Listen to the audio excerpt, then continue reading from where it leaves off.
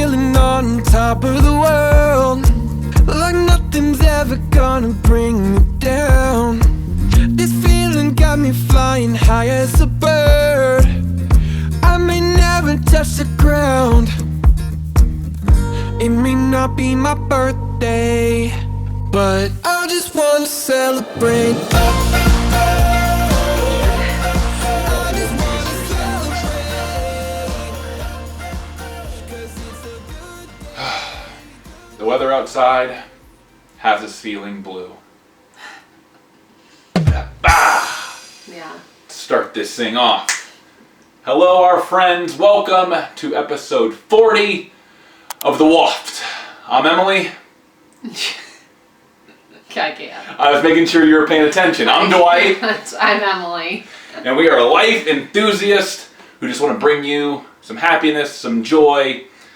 I want you to be enthusiastic about life. And we're six-figure business owners in the form of CycleBar West Omaha, 5 figures of debt, getting close to 4 figures of debt, and yeah, is that a thing? You're the major or have the journalism masters. When defining a word like life enthusiast, I'm just like, it just means you're enthusiastic about life. Like, isn't that a rule? You can't use the word in the definition? Yes, like if you said, what's a life enthusiast, you can't use... Someone that's enthusiastic about life, duh! Yeah. Obviously. You have to come up with a better definition than that. Obviously. Cool. Welcome back to the Studs, aka my office. Yeah. Came a long ways from the Franklin Bedroom Podcast Studios, which was a closet. Yeah. Anyway, we didn't get any questions for this week. Well, we didn't ask any questions this week because we wanted to take the reins on an episode and see what happens. Yeah. So could be great, could be shitty. Yeah. We find out. We were on a walk the other day, probably yesterday, and I asked Dwight the question of if he was not doing CycleBar, like if you were not doing CycleBar right now, Yep. what would you be doing? And he didn't answer because I was like, oh, that's kind of a good topic. Yeah. You'll tell me on the episode. Authentic answers where we don't have time to think about it. If you weren't doing, right now, if you were not doing CycleBar West Omaha, not old Dwight, like yes, 33-year-old Dwight, if you were not doing CycleBar West Omaha, what would you be doing? We wouldn't be in Omaha. My thought is we would be in a city that has a pro sports team, and I'd probably be working for a Would we be married? Yes. Okay. Yes. That's what you said. Current Dwight, like we're married, yes. Okay.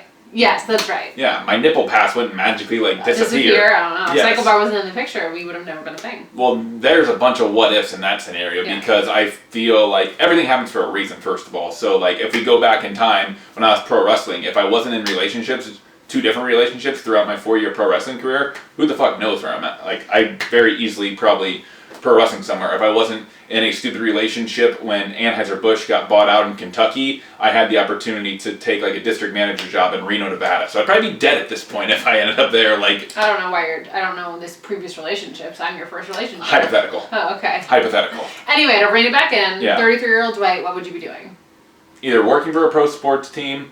Doing what? Marketing, something on a marketing sales front where customer service, something like that. What are those jobs for sports teams? What? There's a shit ton of them. I don't know. I don't know sports, so I'm like, what job would you have in the sports industry? Let's just rein it back in. Let's be real. If I was not owning CycleBar with you, I'd be working for a pro sports team. I wouldn't be doing sales. I wouldn't be doing marketing. I'd be the fucking mascot. That is true. Probably true. My thing is that, like, it's a realistic conversation. You have to get your foot in the door. What is your, like, if you went to a sports team, because we're not going to be doing CycleBar West Omaha forever, your next play, do you want to go to the Rams and be like, hey, I can do X, Y, Z? Why the fuck would it be the Rams? I'm a 49ers. The 49ers, whatever. I just thought of a fucking team. F them. I'd probably call Blake or Audie and be like, who do you got connections with? And then you just sell yourself. And again, this is a hypothetical, so I don't know. I would look and I'd do my research to see what they need, so that way I could fit that. Or I'd be at a startup because you always got to find a problem to solve, and I would figure out what problem could be solved. It's like Omaha didn't have a premium indoor cycling studio, so we solved that problem. So other than a sports team, which I guess you would call corporate, you wouldn't be in like corporate America. I did it for 10 years. I'm out of that game. Yeah. I'm out of that game. Yeah, so probably a mascot. Probably a mascot. Yeah. That's a pretty good answer. Uh-huh. Your turn. What would you be doing? I did. Yeah, I've just been doing this career for a decade and I don't want to do anything else. So even before I owned CycleBar, I was an instructor full time. Correct. So I wouldn't do anything different. I think I found the job that makes me like the most happy. I would do I like social media management. Which you discovered through CycleBar. Yeah, I like helping like small local businesses learn how to operate their social media because I think it's literally a game changer. Like our social media has completely affected our business it too, by the way. So I would love to help Crushing it. like small startup businesses locally, like especially female owned, who like maybe don't have the time for social media. Does it have to be local or could it be anywhere? Or do you like that hands-on? I just like the hands-on. Like I just always think of my nail lady, Ashley, like she says how her social media is like the last thing she does because she's so busy. Does she have social media? Yeah, she does nails. Jess, we're going to send you what it is. We're going to put it right here. Give her a little plug. Ashley, hire me. No, she doesn't accepting new clients. So she doesn't need to benefit her social media because she's already killing it through word of mouth. But anyway, something like that where she's like at 10 o'clock at night, then I post all my pictures. But I'm like, social media is a game changer. So if you do need to grow your client base, which she doesn't, use social media as a tool. So I could do that, but it wouldn't give me the same fulfillment that teaching does. Nothing will give me the same fulfillment that teaching does. So I would be teaching. Yeah. Ultimately, where we find happiness is from fulfillment. And shout out to Emily Newcomer, one of our new employees, talking with her, and she's like, I would take a pay cut to do something I love. And that is not the right answer. It's not the wrong answer. I think, again, you have to find what's going to make you happy and fulfill you. And that's what you found with teaching, where you quit the printing company or whatever it was, the media company, because you're like, I want to teach and this fulfills me. It doesn't matter if I'm making pennies compared to whatever. Oh, yeah. I mean, I was living like paycheck to paycheck, teaching like upwards of 25 classes a week to be able to make a living. But to me, it was worth it. It was worth giving up the salary and living paycheck to paycheck and hustling teaching classes, because like I thought of this when we finished our trip to Italy. So we were in Italy for 2 weeks, and I remember on the car ride back to the airport thinking like the trip has been amazing. Phenomenal. And I've been like super happy, but I was like craving that fulfillment that we get from the job. And I think that those are like two separate things. Like we are so blessed to have a job that like literally fulfills like our souls every day. It's not just like a show up, get your work done, leave, and then leave it at the door, which works for some people. Like you gotta find what works for you. Some people literally just want the 8 to 5. They want the paycheck. They want to just get their work done, be able to go home, turn off, and be with their family, whatever. And there's nothing wrong with that. You just have to know yourself. Yep. We are not those people. Like Correct. I just like we're getting ready to go on a trip. And I'm super excited to travel, but I'm also already like, I just fucking love what we do here. Like I'm so fulfilled with our life here. And I heard this, I don't know where I heard it, but it was that like a job shouldn't be about what you get. A job should be about who you become. And to me, like, that's the epitome of like our lives. Like I used to have a job that was about what I got. I used to have a job where it was like, I showed up, I worked my 8 hours, I tried to leave as early as possible, I came home, and then I taught, and I got a paycheck, and I got to do some creative stuff. Like, it's not like I hated it, but I wasn't fulfilled. It was literally just about the transaction of I give you my time, you give me money and benefits, and like a check on my resume. Whereas CycleBar, like doing and teaching is like, there's no pay involved in that, but it's about who I become. Like I started teaching full-time 4 years ago, and who I am today is a completely different person. I haven't gotten a transaction in terms of a paycheck in return. I don't get benefits. This job is not about what we get. This job is about who we have become, and that is so much more fulfilling. With like when I worked for Anheuser-Busch for 10 years, it was that transaction of getting a paycheck in turn of doing the job, but also I learned a lot. And I think that's what I've learned about myself over these, last 3 to 4 years. Like I love fucking learning, which is so weird to say, like as people that are like, oh, I hated school. I love learning. Like I read business books, I listen to business podcasts. But you get to learn about what you're interested in. Yes, but that's kind of the thing. Like it's like going back to last week to bring it back from there. It's like talking about death. Like when you are on your deathbed or when you're in your, God, hopefully we make our 80s, 90s, 100s, triple digits, come on. And you look back, you're like, oh, I just clocked in, clocked out, and what did you get from it?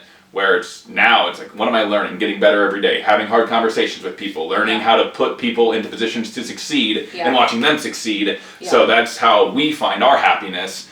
And I think, if you calculate, obviously, the amount of time, like Monday through Friday, that you spend at your job and commuting to your job and your job, it's like a huge fucking chunk of your life. It's over half of it. So it's like... Probably. Yes, and we were talking about this recently, how we work every single day. Like, we do not have a day off. Like, every single day we are in the studio, even if it's just like Sundays where we're there for mindset and a little bit after, and then you do payroll and there's other little things here and there. Like, we are working every day, but I would much rather spend my life right now working and just like loving every moment of it than spending over half of my life doing a job that just like is a transaction. I think what I would say to kind of go what I've got next on the thing here is if you fall into or resonate with what we're talking about here, where you're just like, I do enjoy clocking out and not having to take my baggage home with me or work home with me, but it's not fulfilling me. When making a big decision, like there's two things that led us to CycleBar West Omaha. With making a big decision, we said, what's the worst that could happen? And then reverse engineer from there. Go ahead. I think we said two things.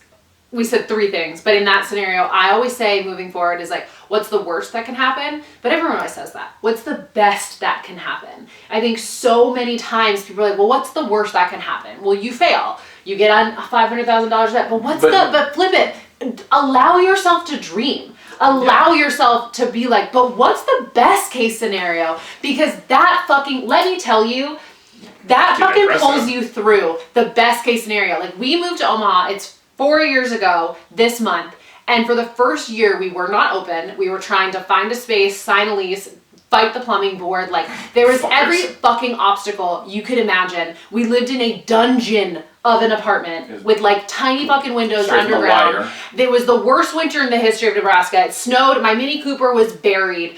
I have seasonal depression. The sun did not shine. Yep. I would go to my car at least once a week and cry, because I didn't want Dwight to see me cry. We went to dinner at Romero's one time, and I tried to break up with you. Like, I was like, this is awful. Romeo's. Awful. But the dream, the what it could be, pulled me through all of that shit. And if you're constantly focusing on what's the worst that can happen, then I would have given up. But it was that, oh my God, what's the best thing that we're going to create? And that pulled me through all the shitty times.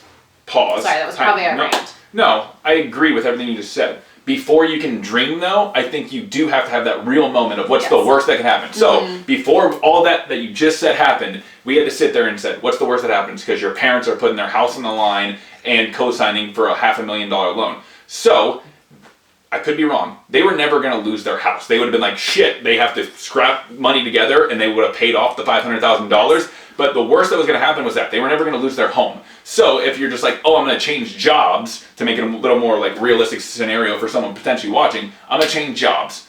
What's the worst that happens? You go to a new job for 6 months to a year and you just hate it. Guess what? You go find another new job, as opposed to just being a spoke on the wheel for 10 years, 20 years at the same job. Or I hear it a lot where someone's like, oh, I've been here for 15 years. What am I going to go do? Well, go do something that makes you fucking happy. Right. Like, or also like make a plan. Like, I remember I decided I want to quit my job in May, and then I didn't actually quit till September because I made a plan. Like, I sat down and I was like, okay, what is the minimum amount of money that I need to make? What is the minimum amount of classes that I need to teach in order to make that money? What certifications do I need to get so I can teach more classes? So it is thinking like, what's the worst that can happen? And also like, okay, what do I need to do in order to make this happen? Rather than just jumping, like, also like plan it out, like think about it, you know?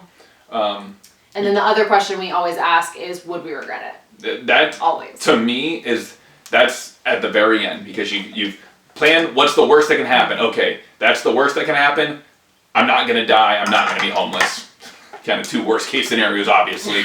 So now I can move forward and make a plan. And what's the best that can happen? Okay, this is the best. Dream big. Perfect. Now that you kind of have your ducks in a row, or a rough outline, it comes down to, will we regret it? Yeah. And literally it was, we had the different locations, getting ready to sign a $500,000 loan, a franchise agreement for CycleBar Omaha, Nebraska. We said, will we regret this if we don't do it? And we kind of thought about like if someone else opened one. We said if someone else down the line opens a cycle bar in Omaha and they're successful, would we be super pissed? And the answer was, we were like resounding like, oh my god, yes. Yeah. So that was the indication that it's like, okay, we have to make the jump for it. Yeah. So ultimately, big decision.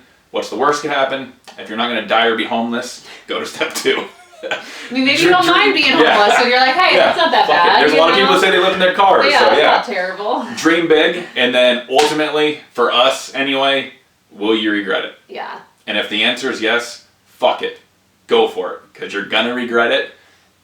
And just, it's like not the, life's too short. Life's too short, yeah. You Be a life enthusiast and just get in $500,000 worth of debt and chase your damn dreams. Share. We can't turn back time. But we can just have a ball and just live our best lives. Share how the knowledge. Yeah. Man, dropping nuggets. Did she have the knowledge? She's saying if I could turn back time. So I feel like she's living with regrets. I feel like in that song she says words are like weapons that wound sometimes. Share. That is a nugget. Perfect. And before the camera stops recording, I think we got ourselves an episode, number 40, in the books. Until next time. Peace out, Cub Scout. I just wanna celebrate. Oh, oh, oh. I just wanna celebrate. 'Cause it's a good